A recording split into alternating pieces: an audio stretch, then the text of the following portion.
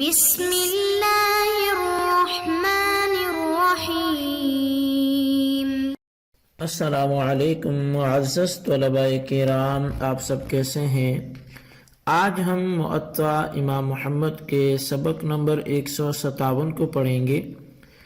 آج کے ہمارے سبق کا عنوان ہے دوران طواف عورت کو حیض آ جانے کا بیان۔ آج کے ہمارے سبق کا جو باب ہے وہ باب المرأة تحید فی حجها قبل ان تطوف طواف الزیارت سے شروع ہوتا ہے، اور یہ باب کا عنوان ہے۔ تو اس کا ترجمہ بھی کچھ ایسا ہی ہے کہ یہ باب ہے اس عورت کے حوالے سے کہ جسے اس کے حج کے دوران حیض آ جاتا ہے، یا وہ اس سے پہلے اسے حیض آتا ہے کہ وہ طواف زیارت کرتی، تو اس حوالے سے یہ باب ہے۔ اخبرنا مالک اخبرنی ابو الرجال ان عمرة اخبرته ان عائشة رضی اللہ عنها كانت اذا حجت ومعها نساء تخافت ان تحدن قدمتهن يوم النحر فأفضن فإن حدن بعد ذلك لم تنتظر تنفر بهن وهن حيض إذا كن قد أفضن۔ امام محمد رحمۃ اللہ علیہ اس باب کی پہلی حدیث امام مالک سے روایت کرتے ہوئے لکھتے ہیں کہ ہمیں امام مالک نے بیان کیا ہے، اور فرمایا کہ وہ فرماتے ہیں کہ ہمیں ابو الرجال نے بتایا کہ عمرہ نے حضرت عائشہ صدیقہ رضی اللہ تعالی عنہا سے خبر دی کہ آپ جب حج کے لیے تشریف لے جاتی اور آپ کے ساتھ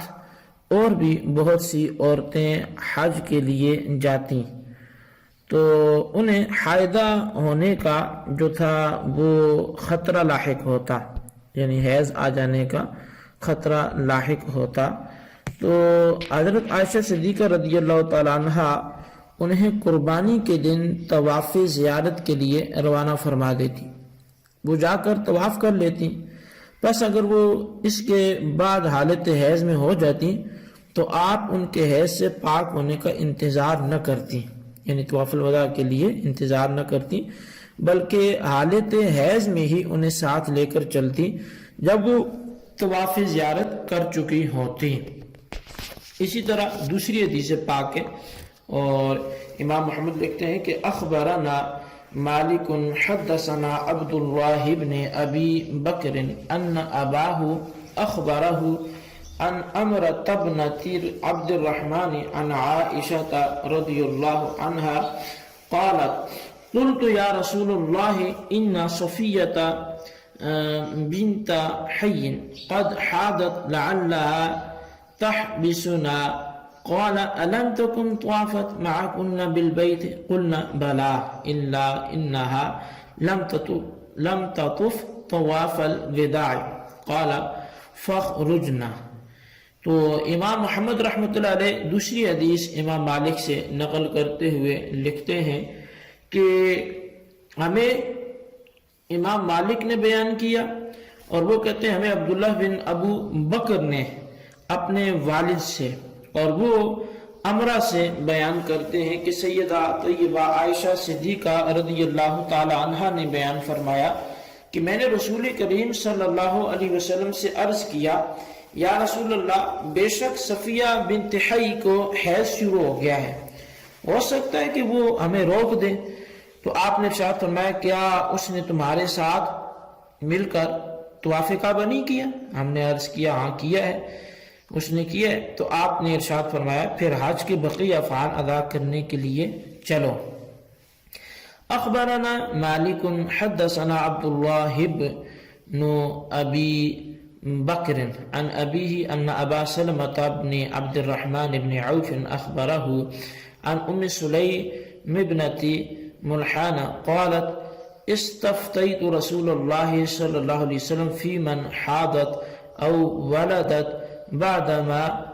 أفاضت يوم النحر فأذن لها رسول الله صلی اللہ علیہ وسلم فخرجت۔ امام محمد رحمۃ اللہ علیہ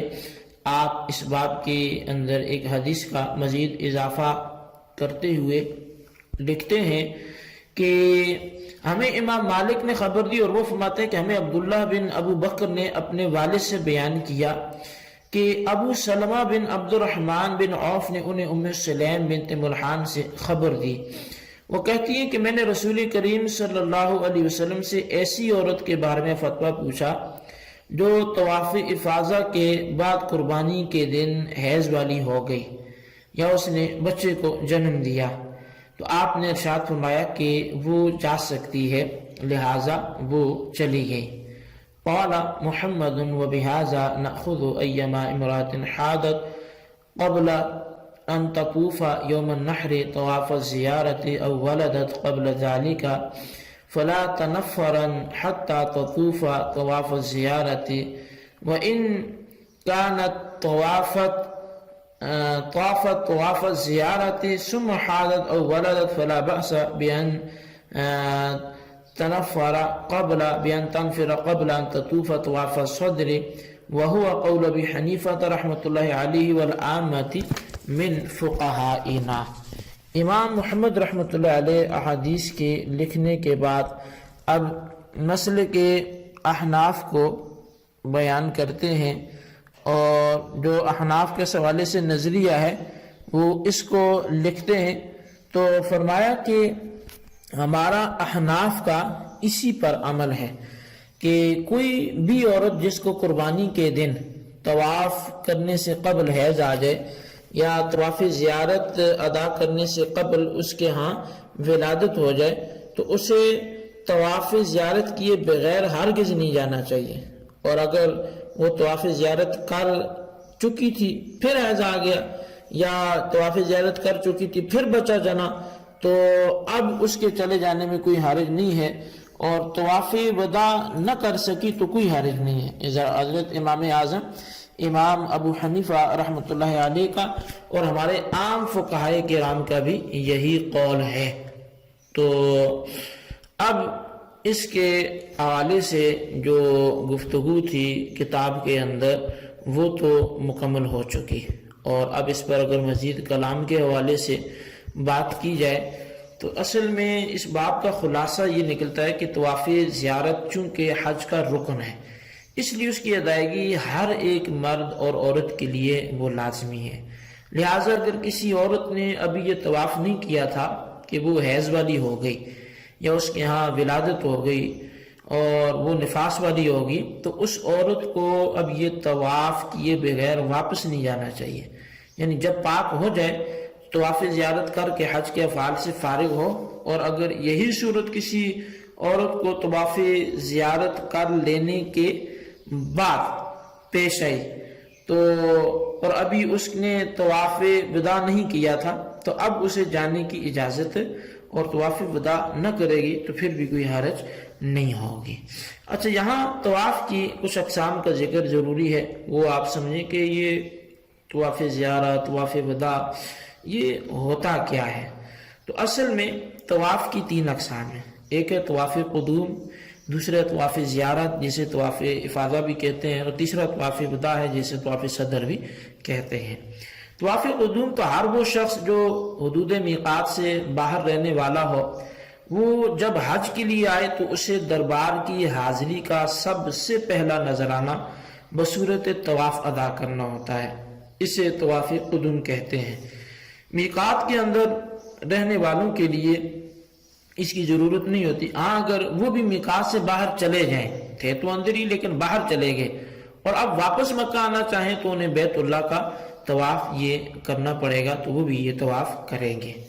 یہ تھا طواف قدوم۔ اچھا، اب ایک ہے طواف زیارہ، یعنی جو دوسری قسم ہے جسے افاضہ بھی بولتے ہیں، تو یہ وہ طواف ہے جو 10 ذی الحجہ سے 12 ذی الحجہ تک کیا جاتا ہے۔ اس کے لیے یہ وقت معین ہے، یہ کوئی عام نہیں ہے کہ جس وقت دل چاہا کر لیا، یہ 10 ذی الحجہ سے 12 تک ہی کیا جاتا ہے۔ میدان عرفات میں وقوف کے بعد حج کا یہ دوسرا رکن ہے، کیونکہ 9 ذی الحجہ کو تو میدان عرفات میں ہوں گے، تو اس کے بعد جو دوسرا رکن ہے وہ یہی والا ہے۔ اگر کسی وجہ سے طواف زیارت 12 ذی الحجہ کے بعد کیا گیا تو اس تاخیر کی وجہ سے حاجی کو دم دینا یہ واجب ہو جاتا ہے، یعنی قربانی جو ہے وہ لازم ہو جاتی ہے۔ اچھا، اب تیسرا جو طواف ہے وہ طواف وداع ہے۔ تو طواف زیارت کے بعد طواف الوداع کا وقت ہے، لیکن اس کی انتہا نہیں ہے، یعنی حاجی حج کرنے کے بعد جب واپس آنا چاہے تو طواف کر کے لوٹے گا، کیونکہ وداع جو ہے یہ رخصتی کا ہوتا ہے، آخری طواف ہے، تو یہ اس کا الوداعی فعل ہے، اس لیے اس کو طواف الوداع کہا جاتا ہے۔ کتب میں یہ مذکور بھی ہے کہ جب حاجی اس طواف کے ساتھ چکر مکمل کر کے وہ 2 رکعت نفل ادا کر کے بیت اللہ سے نکلنے لگے تو الٹے پاؤں نکلے اور جی بھر کے آخری قدم تک کعبہ شریف کا دیدار کرتا رہے، اور اگر اس طرح رخصت ہونا مشکل ہو تو پھر وہ چند قدم چل کر پھر پلٹ کر خدا کے گھر کو دیکھے اور حسرت سے آنسو بہاتا مسجد سے باہر آ جائے۔ اگر کسی شخص نے یہ طواف بلا وجہ چھوڑ دیا اور پھر اپنے گھر واپس آ گئے تو اس پر بھی پھر دم واجب ہو جاتا ہے، کیونکہ یہ طواف واجب ہے اور واجب کے چھوڑنے پر دم دینا پڑتا ہے۔ تو ایسی عورت جو حائضہ ہوگی اور حیض سے قبل طواف زیارت کر چکی تھی، وہ اگر طواف وداع کیے بغیر واپس آ جاتی ہے تو اس عورت پر کوئی گناہ نہیں ہے۔ یعنی ویسے تو ہر بندہ کیا کرے گا کہ وہ طواف وداع کیے بغیر نہیں آ سکتا، لیکن وہ عورت جو طواف زیارت کر چکی تھی اب حائضہ ہوئی تو وہ طواف وداع کیے بغیر بھی گھر آئے تو اس پر کوئی حرج نہیں ہے۔ اچھا، اب طواف خواہ کوئی بھی ہو، اس کے لیے نیت فرض ہے۔ طواف کوئی بھی ہو، نیت فرض ہے، بغیر نیت کے طواف نہیں ہوگا، لیکن نیت طواف کا معین ہونا یہ کوئی شرط نہیں ہے، بلکہ طواف کی مطلقاً نیت کر لی، اس سے جو چاہے طواف کرے وہ ہو جائے گا۔ اب یہ نہیں کہ جی آپ نے تو طواف وداع کی نیت نہیں کی بلکہ مطلقاً طواف کی ہے تو طواف ہی نہیں ہوگا، تو طواف وداع کو الگ سے مینشن کرنا یہ ضروری نہیں ہے، مطلقاً اگر طواف کی نیت کر لی تو اس سے بھی جو چاہے وہ طواف ادا کرے وہ ادا ہو جائے گا۔ اچھا، وہ طواف کے جس کو کسی وقت کے ساتھ معین کر دیا گیا وہ بھی مطلق نیت سے ادا ہو جائے گا۔ مثال کے طور پر اس حوالے سے ایک شخص نے عمرے کا احرام باندھا، تو اب اس نے عمرے کا احرام باندھا اور اس کے بعد طواف کیا، تو اگرچہ عمرے کا طواف نہ بھی کیا ہو یا اس نے عمرے کا طواف نہ بھی کہا ہو، پھر بھی عمرہ کا ہی ہوگا، یعنی کیونکہ اس نے کیا اسی کا تو زبان سے کہنا یہ ضروری نہیں ہے۔ یوں ہی حج کا احرام باندھا اور کعبہ کا طواف کیا تو باہر سے آنے والے کا یہ طواف وہ طواف قدوم کہلائے گا۔ اچھا، یا کسی نے حج قران کیا، یعنی حج قران کی نیت کی اور آ کر اس نے 2 طواف کیے، نیت اس کی کیا تھی؟ حج قران کی تھی، اور آ کر اس نے 2 طواف جو ہے وہ کر لیے، تو اب اس صورت میں بھی جو پہلا عمرہ کا ہوگا اور دوسرا جو ہے وہ حج کا طواف ہو جائے گا۔ 10ویں 11ویں یا 12ویں کو طواف کیا تو اب طواف زیارت یہ کہلائے گا، اور طریقہ طواف جو ہے وہ یہ ہے کہ طواف کی ابتدا وہ حجر اسود سے کرے